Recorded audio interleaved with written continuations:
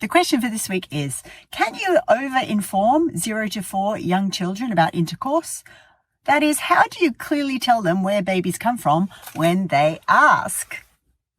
And welcome back to another episode of Sitting in a Car. I'm Sarah Sproul, and I sit in a car every week answering one question to help you raise a confident and caring young person who respects themselves and the people around them. So I love this question. It's about where do babies come from? And it's such sort of a cute, lovely question. Kids 0 to 4 we're talking about. So really not 0, because a 0 kid is not going to ask you a question, but a 4-year-old or a 3-year-old or even a 2-year-old may very well ask you a question. If you've got a family member or a neighbor or a friend who is pregnant, then all the questions will come up. So can you over-inform your very young kid about where babies come from?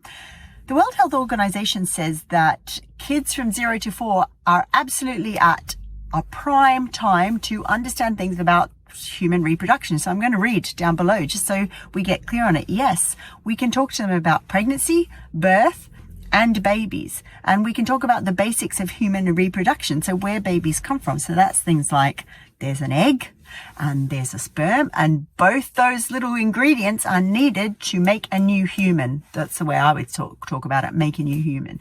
And the egg and the sperm, they come together in all different ways.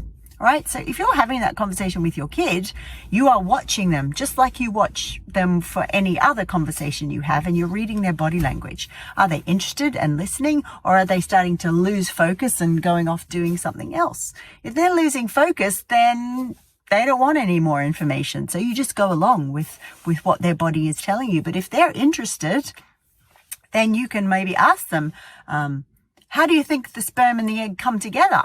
Or where does the sperm live? Where does the egg live? And you can absolutely talk about that the sperm and egg can come together in lots of different ways. Sometimes the sperm and egg needs a scientist to come together. That's IVF. Sometimes the sperm and the egg need a special doctor to come together. That would be assisted artificial insemination. Almost forgot the phrase for it.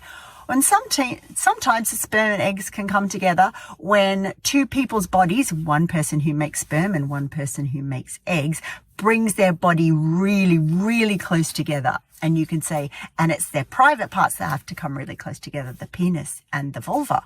All right? Pretty simple. The only other thing I'd say to this question, because it's about can you over-inform? You can't really over-inform. They've got this mechanism inside their head that if the information is too much, or you're using words that they don't understand or they don't really care about, they will zone out and go and do something else.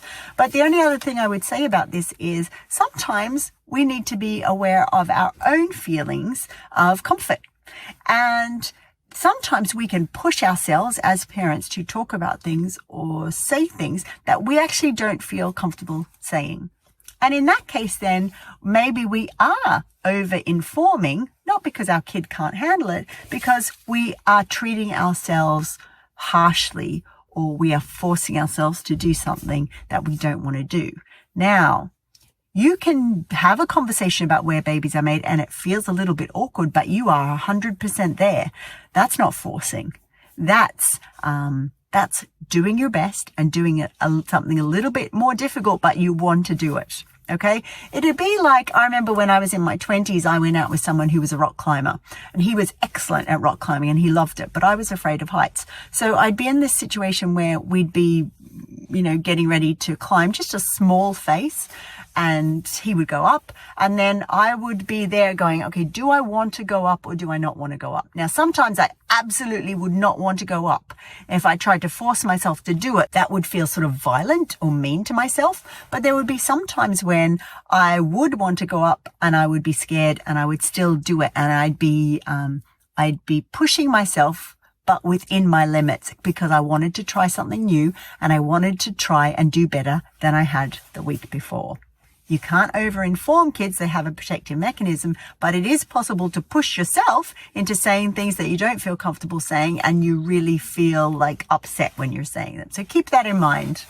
And that's Sitting in a Car for another week, where I've answered a question to help you raise your confident and caring young person who respects themselves and the people around them. Bye for now.